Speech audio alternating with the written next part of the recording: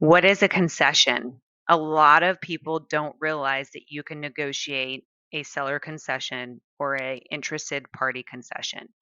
A concession is an amount that somebody that is a party to the transaction, typically the seller, will give you as a credit towards you as the buyer purchasing a property that you can use towards your closing costs and what we call prepaids, which is your property taxes, insurance, interest per diem, things like that. It just cannot be used towards the down payment. Never can a concession be used towards a down payment. You always have to make your minimum investment. Depending on the market that you're buying in, you may or may not be able to negotiate a concession on a property. What's going to drive that decision or availability is going to be what's going on in the market. If there's high demand, low inventory, and multiple offers, you as a buyer may not want to request a concession because if there's multiple offers and there's other buyers that are offering the same price that you are, then the seller would be making less money by giving you a credit because that comes out of their equity and how much they're going to end up pocketing at the end of the day. Working with your agent to ensure that you know exactly what to offer on that property is really important, and following their advice. They will be able to find out if there's other offers, what the home comps for, which is what do they think the home is actually valued at, how long has it been listed. This is why the buyer's agent expertise are super important when negotiating and can save you and earn you thousands of dollars. This is one of the examples with concessions is if your agent thinks that there's room to be able to ask for a concession, they may be able to save you 10, 15 plus $1,000 by getting a credit to help you with your closing cost. Really important that you're working with the right team when you're working on negotiations in a contract. So having this information up front is important. Things you need to know in regards to the financing, different program loan types, and depending on how much money you are putting down on the purchase is going to impact how big of a credit you can get. Conventional financing for primary and second homes is on a tiering system.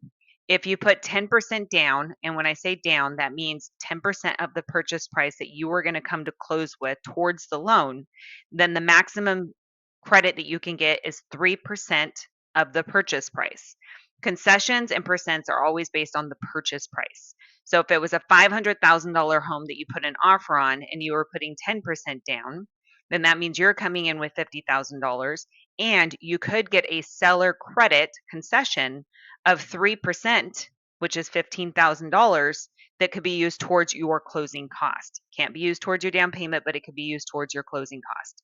If you put more than 10% down, so you put 10.01 to 25% down, then you can get a 6% of the purchase price credit. And if you put 25% more down, then you can get 9% as a credit towards your fees.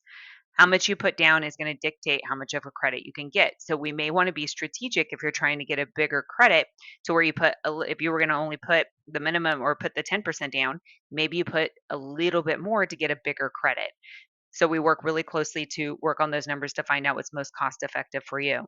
If you're buying an investment property on a conventional loan, you're maxed at 2% of the purchase price as a seller credit, no matter what you put as a down payment. It's just the requirement for investment properties.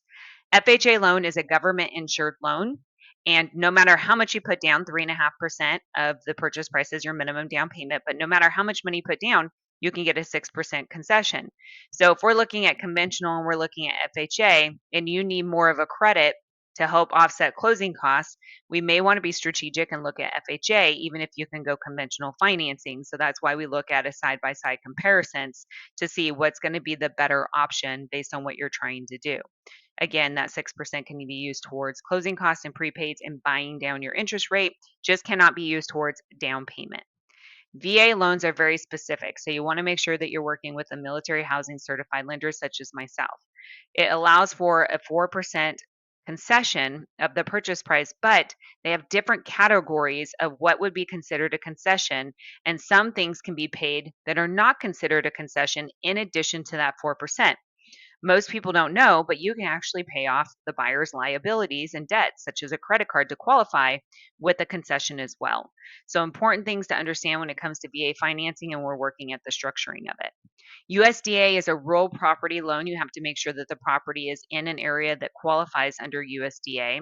And if you have a USDA primary home, the max seller concession is 6% of the purchase price.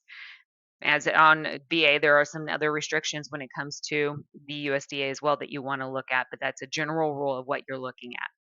So in short, when you're working with a team, you want to make sure that you're working with the right team that's looking at all strategies and communicating with you to let you know what your options are that's going to be best.